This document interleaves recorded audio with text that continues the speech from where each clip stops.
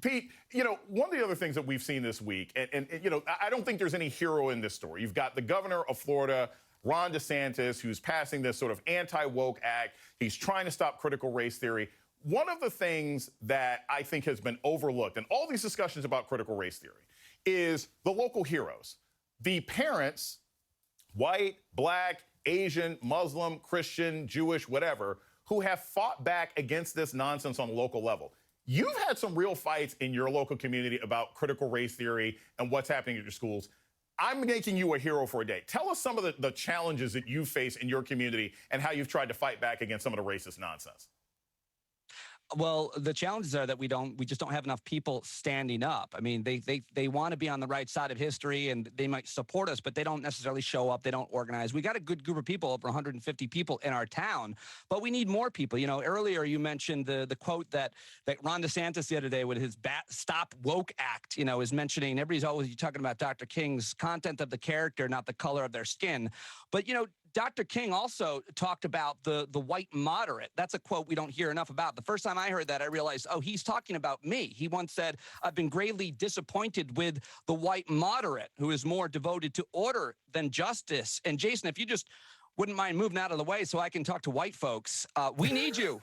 We need you to show up. There's a group organizing right now in your town.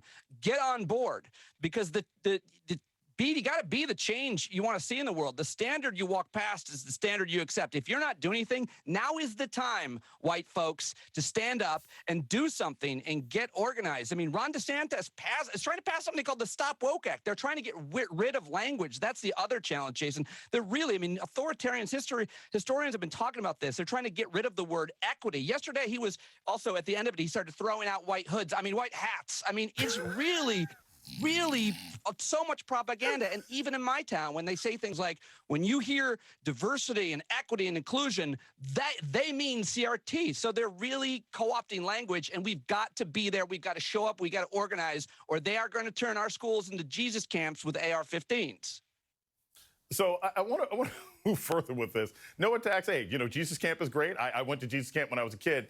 I think sometimes, Pete, that what we've seen, there's been so much sort of rancor in our country since Trump came into office, that a lot of things that we used to laugh about, some of the ridiculousness, some of the excesses, they've all come true, right? Like, if you told me 20 years ago, if you told me 10 years ago that Kanye West was going to run for president as basically someone funded by Republicans, I would have thought that you were kidding. It would have been a sketch on SNL or something on 30 Rock. But now we just found out that his campaign was actually run by Republicans. As a comedian, do you find it annoying when people literally become the punchline of jokes that you used to make 10 years ago?